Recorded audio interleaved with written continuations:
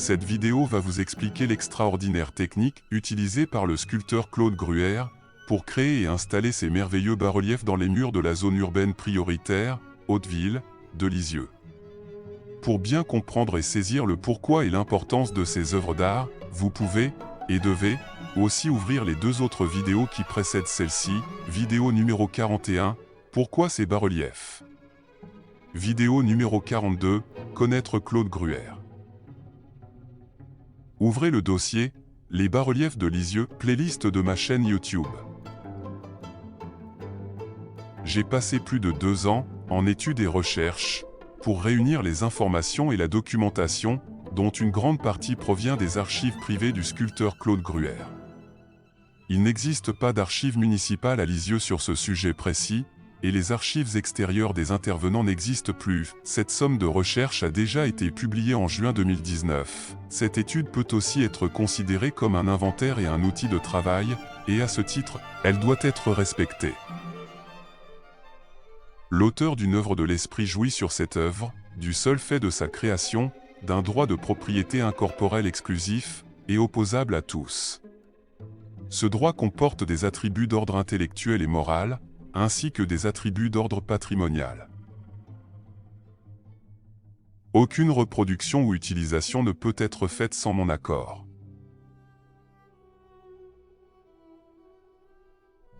Bien comprendre ce qu'est un bas-relief. Définition simple, le bas-relief est un type de sculpture et parfois de modelage pouvant être peint. Sa particularité est de ne présenter qu'un faible relief, le sujet représenté ne se détachant que faiblement du fond. Il y reste engagé à mi-corps, à Lisieux, les bas-reliefs, objets de cette étude sont des sculptures et non des modelages, leur relief est, selon le sujet, faible ou très accentué. Ils sont tous peints en polychromie. A contrario, un haut-relief est sculpté comme une statue en ronde-bosse, mais reste solidaire du fond, ne pas confondre bas-relief et fresque.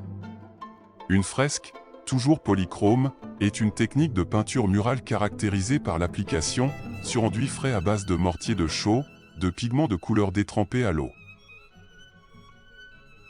Technique de sculpture utilisée à Lisieux.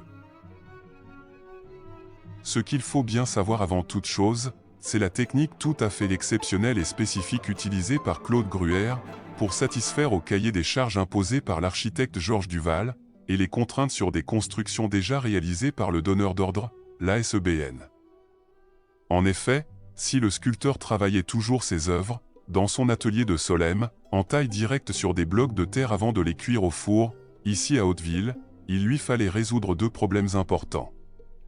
L'exécution de ces grandes décorations, à transporter sur 200 km, et l'installation sur site en les incorporant dans des murs de briques déjà construits, de telle façon que ces bas-reliefs ressortent comme s'ils avaient été sculptés sur place. Un véritable défi. Pour mieux comprendre la technique habituelle de ce sculpteur, je vais me référer aux explications de sa fille Nathalie Gruère. Mon père travaillait toujours en technique de taille directe, en partant d'un bloc de terre, en enlevant de la matière et sans en rajouter, même avec la terre chamottée, qui était devenue son matériau de prédilection.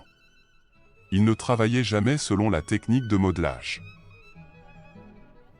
Savoir ce qu'est la terre chamottée. Sans faire un cours d'atelier, je vais vous donner l'essentiel.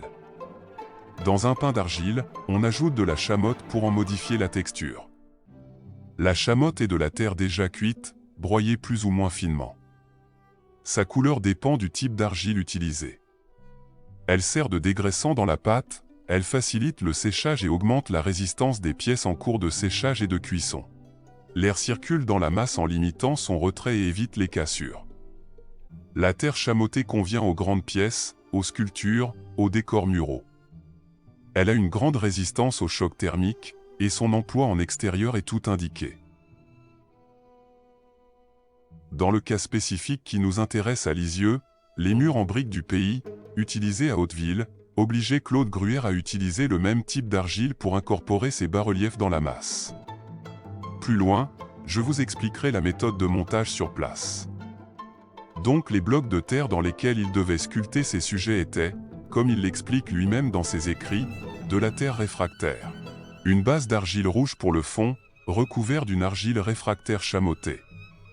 Et c'est dans cette dernière que l'artiste viendra sculpter directement ses motifs. Ce qu'il faut bien comprendre est qu'il ne s'agit, contrairement à ce que j'ai déjà lu, absolument pas de modelage.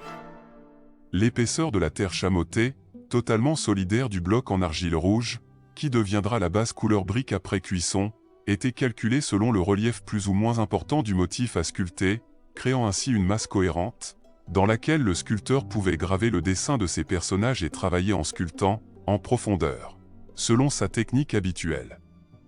L'effet est saisissant par la cohérence absolue du résultat. Le granité si particulier de la terre chamotée se retrouve ainsi unifié. Et là, c'est un travail monumental. Dans son atelier, le sculpteur exécute chaque bas-relief d'un seul tenant. Il faut imaginer l'ampleur du travail pour les grands panneaux. Donc, sur de grands contreplaqués posés presque verticalement, il lui fallait appliquer et maintenir ces blocs d'argile sous forme de grands carrés de forte épaisseur, correspondant à la totalité du sujet qu'il devait réaliser sur plusieurs mètres carrés. Le bas-relief représenté en tête mesure 6 mètres de long pour 2 mètres de hauteur et 8 mètres carrés de sculpture. Mais là, une autre difficulté se présentait. Dans le cahier des charges, lors des commandes faites à Claude Gruère, il est mentionné que ces bas-reliefs devront être exécutés en terre cuite, de la même nature et de même coloration que celle des briques constituant les soubassements réalisés. L'épaisseur des éléments de bas-relief, le décor sculpté, ne devra pas être supérieur en moyenne à 7 cm. Et comportera des joints correspondant à certains joints des briques, et en nombre suffisant pour s'harmoniser avec l'échelle des murs. Voir plus loin la pose sur place. Ce qui obligea le sculpteur à fabriquer des blocs à sculpter, en plusieurs modules carrés ou rectangulaires, correspondant à l'écartement de 3 ou 4 briques, tel un immense puzzle. Et dont l'épaisseur totale devait être de 12 à 14 cm, sinon, il était impossible de transporter sans risque chaque module. Et obligation technique pour incruster l'ensemble recomposé dans les murs, en affleurant la surface des briques existantes. Il faut s'imaginer la quantité énorme de blocs de glaise à manipuler, au cours des différentes opérations, et les précautions lors du transport et de l'installation. Le transport de tous ces modules était assuré par le sculpteur depuis ses ateliers de Solesmes, jusqu'à Hauteville, opération délicate pour éviter toute détérioration, qui eût compliqué ensuite la cohérence de l'ensemble au cours de l'installation sur site. Et la contrainte la plus difficile sur le plan esthétique et artistique, était qu'aucune figure ne soit balafrée par un joint au montage. Imaginez la difficulté lors du tracé du motif et là, on comprend que seule la sculpture en taille directe permettait de réaliser ce tour de force. Pour effectuer la cuisson au four, 1200 degrés, chaque élément devait au préalable, sculpture terminée, être découpé à la mesure de chaque bloc, précision et manipulation délicate. Le poids total de tous ces bas-reliefs était impressionnant. Claude Gruère ne cuisait pas dans ses ateliers, mais chez un potier à proximité de Solesmes, à Mézeray à côté de Malicorne, village très réputé pour ses importants et nombreux ateliers de poterie. Afin de vous donner une idée du chantier que cela représentait, manipulation, sculpture, cuisson, peinture, dans l'atelier du sculpteur à Solesmes, lors du transport sur 200 km, et au moment de l'installation sur place à Hauteville, j'ai procédé à une évaluation.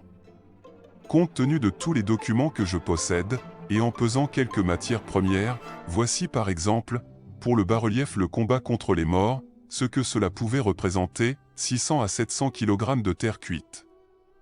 Et si je reprends mes calculs pour la totalité, cela pourrait représenter environ, ce n'est qu'une approche qui hélas est difficile à vérifier, je le reconnais, 4200 à 5200 kg de terre cuite. Ce n'est quand même pas une mince affaire. Et maintenant, après refroidissement, c'est le moment où Marie-Madeleine Gruère intervient pour exécuter les polychromies délicates, faisant ressortir toutes les expressions des personnages. On peut aisément comprendre que les bas-reliefs cuits étaient recomposés à la verticale, pour raccorder l'ensemble de la polychromie. Son travail est très important, et elle apporte sa touche féminine dans le choix des tons savamment harmonisés. La palette des tons est très raffinée, avec un choix étudié pour que tous les bas-reliefs conservent une cohérence, une unité dans le cheminement décoratif, autrement dit une immense sculpture polychrome, exposée en nombreux tableaux dans la nature. Les couleurs à l'huile sont appliquées au pinceau, et après séchage elles sont patinées pour faire ressortir le grain si spécifique de la terre cuite chamottée. Un savant travail en équipe d'un couple d'artistes exceptionnels, qui, à Lisieux, n'a pas reçu le respect qu'ils méritaient ni l'attention pour leur art si particulier. Les Lexoviens n'ont aussi, sans aucun doute, pas du tout été concernés, ni informés, lors de l'installation de ces œuvres d'art dans leur ville. Les journaux locaux ne s'en sont pas vraiment préoccupés non plus, ce qui paraît plutôt bizarre. J'ai recueilli directement des témoignages auprès de responsables de rédaction de cette époque. Je n'ai retrouvé dans toutes mes recherches d'archives aucun article sur le sujet pendant les 10 ans que cette opération culturelle a été menée. Le sculpteur se fournissait en argile à la Ferrière-en-Bray en Seine-Maritime. Les pains d'argile étant ensuite mélangés avec de la brique concassée, chamotte, de différentes granulométries. L'argile utilisée pour la partie de fond, devant se confondre avec les briques de construction, était à base rosée chargée de chamotte de briques rouges. L'argile utilisée pour la partie en relief était chargée de chamotte plus fine et apparaissait blanc cassé après cuisson, ressemblant ainsi à un grès. Cet aspect différent se remarque partout dans les bas-reliefs qui ont été fortement détériorés, et il est remarquable d'observer pourtant la parfaite cohérence finale. La couleur claire de la sculpture cuite était indispensable pour la mise en polychromie, qui ensuite était appliquée au pinceau. En étudiant les différents courriers échangés entre Claude Gruère et l'architecte Georges Duval, nous lisons clairement les indications suivantes. Ce sont bien des sculptures qui, une fois terminées, doivent être incrustées dans l'épaisseur du mur en briques, par les soins du sculpteur, dans des évidements creusés par une entreprise de maçonnerie, la mise en polychromie étant entièrement réalisée dans les ateliers du sculpteur à Solesmes. Les autres correspondances d'entreprise, que je possède, reflètent la complexité de l'installation de ces bas-reliefs. En effet, le sculpteur, si loin de Lisieux, devait tout prévoir et organiser la bonne fin des travaux à distance. Lorsqu'une œuvre était terminée dans ses ateliers, prête à être transportée à Lisieux, en pièces détachées à assembler comme un puzzle géant, Claude Gruère venait sur place, à Hauteville, pour effectuer le tracé exact des réserves dans les murs de briques. Réserves que l'entreprise Laugeois devait défoncer selon ses directives, à la profondeur déterminée précise, enduire le fond de ce défoncement pour permettre au sculpteur de sceller tous ces modules, les uns par rapport aux autres. La manipulation de tous ces blocs sculptés devait être laborieuse, et l'alignement sur place d'une délicate précision pour coïncider avec les joints du mur, selon le cahier des charges imposé. On peut se demander quelle quantité de voyages ont été nécessaires durant ces 10 années de travaux, sachant bien entendu que Claude Gruère avait en même temps d'autres chantiers en cours, et aussi le temps passé finalement en main-d'œuvre à réaliser ces installations compliquées à Lisieux. Il reste un détail délicat, lorsque l'ensemble était terminé, le sculpteur, ou plutôt son épouse, devait faire un raccordement de tonalité et de patine pour unifier le bas-relief avec son environnement immédiat. Une exigence esthétique demandée par l'architecte.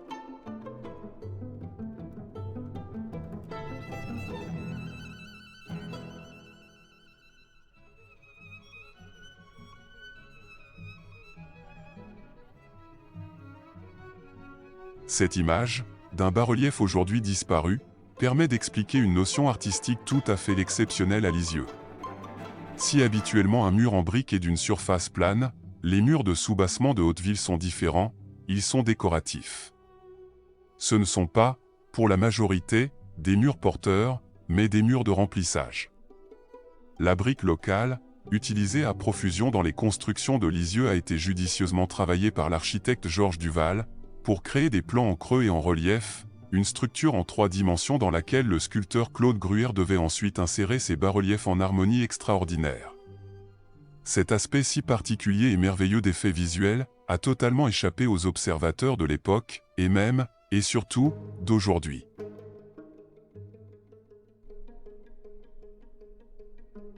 Je ne crois pas que beaucoup de Lexoviens se soient rendus compte de la somme considérable de travail artistique et technique requis pour mener à bien cette immense entreprise de décoration urbaine. Tous ces bas-reliefs ont été créés et fabriqués intégralement à Solesmes, à 200 km de Lisieux, donc, avec une vision et une conception imaginative, étonnante de maîtrise. Imaginez l'artiste dans son atelier, dessinant chaque sujet avant de le sculpter en pensant constamment à sa destination future, avec comme idée directrice ceci, les œuvres devaient donner l'illusion d'avoir été entièrement sculptées sur place, à Lisieux. Un tour de force qui, je le répète, n'a absolument pas été perçu localement et qui rend l'abandon et le désintérêt que j'observe encore plus incompréhensible. Doit-on considérer que tous ces bas-reliefs étaient déjà une forme aboutie de street art? Oui, sans aucun doute, mais alors d'un haut niveau dans l'art, tellement différent des élucubrations contemporaines. Alors, puisque le street art est la grande mode actuelle, essayons de sauver cet art oublié, d'une autre époque, très proche de nous, et qui lui, est d'une qualité artistique et culturelle d'une dimension bien supérieure. Je me permettrai une observation, tout à fait personnelle, basée sur une certaine expérience. L'architecte Georges Duval a été bien inspiré d'utiliser les possibilités offertes par le 1% artistique obligatoire, ce que tous les architectes ne font pas, hélas. Mais à mon sens une grave erreur a été commise. Pourquoi rendre tous ces bas-reliefs, fort coûteux, solidaires de façon définitive sur des bâtiments qui seraient sans doute transformés par destination, ou inévitablement détruits, une cinquantaine d'années plus tard? La dépose de ces panneaux décoratifs est très aléatoire, sinon impossible sans mise en œuvre d'engins lourds, ou de démontage par bloc précis. Et il eût été plus judicieux de le prévoir, en utilisant un mode d'installation et de fixation démontable, comme cela se fait pour les vitraux. Autrement dit, un collage de mortier réversible plus léger en multipliant les broches de fixation. Peut-être aussi que le risque éventuel de vandalisme, et de vol de ces œuvres à portée de main, a nécessité un collage très résistant. Méthode spécifique d'installation à Hauteville, la nature tout à fait exceptionnelle de ces décorations en extérieur, sur murs de briques, sortant des méthodes classiques, il fallut solutionner plusieurs problèmes.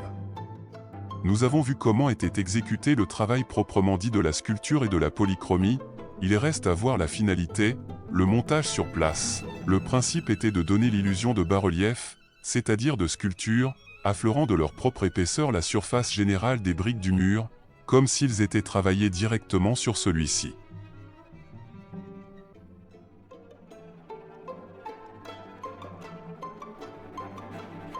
Il suffisait, apparemment, d'incruster tous les modules du puzzle géant de chaque bas-relief dans un creux ménagé dans l'épaisseur des murs, en les faisant coïncider exactement avec les repères de jointoiement, et l'épaisseur exacte par rapport à celle des briques, entourant chaque grand panneau reconstitué.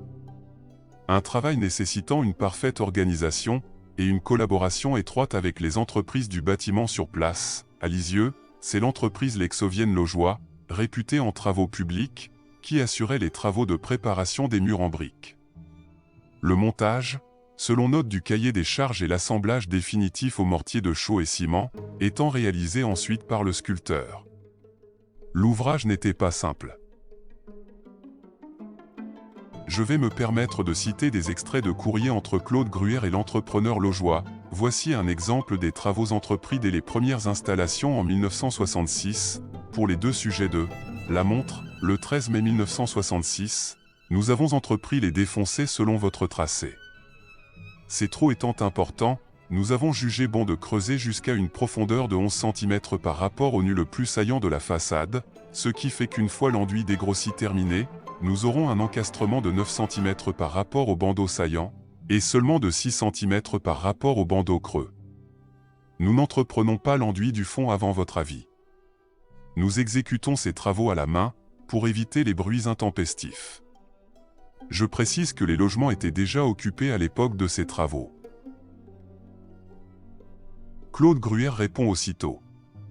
Malheureusement, après avoir examiné le problème que vous m'exposez, en réduisant au minimum, je dois vous demander un défoncement de 8 cm minimum par rapport au bandeau creux du mur. Si cela vous semble trop périlleux et que vous hésitiez à en prendre la responsabilité, consulter Monsieur Duval à ce sujet, mais je pense que la chose doit être réalisable. Ceci permet de mieux comprendre l'ampleur des travaux, qui se sont répétés pour tous les autres bas-reliefs ensuite. La collaboration étroite entre l'artiste et l'artisan devait être parfaite, pour aboutir à une réalisation artistique sans défaut. On comprend aussi cette difficulté d'incruster les sculptures dans des murs déjà construits, et dans des immeubles déjà habités. En supposant que peut-être dans d'autres constructions ultérieures, les encastrements avaient été prévus, le travail aurait été simplifié. Pour le moment, je n'ai aucune certitude. La fixation des modules sculptés sera faite au mortier de chaux et ciment blanc très résistant, avec par endroits des griffes en cuivre. Cependant, un sondage et des renseignements récents donnent à penser que beaucoup de ces bas-reliefs ont été fixés à la colle de marbrier. Solesmes était dans le temps un important centre de marbrerie. Cette colle spécifique devient au séchage dure comme du silex. L'importance de certains panneaux et leur poids ayant sans doute nécessité cette technique plus solide. Ensuite, il fallait reprendre tous les raccords de joints en respectant leur liaison, et aussi, et ceci est très important, les deux couleurs de joints utilisées pour les murs. Joint blanc et joint gris, selon le montage des briques de couleurs différentes. Il faut être très observateur aujourd'hui pour se rendre compte de ce tour de force, artistique et artisanal. Un cahier des charges très strict était imposé aux sculpteurs et il a été parfaitement respecté.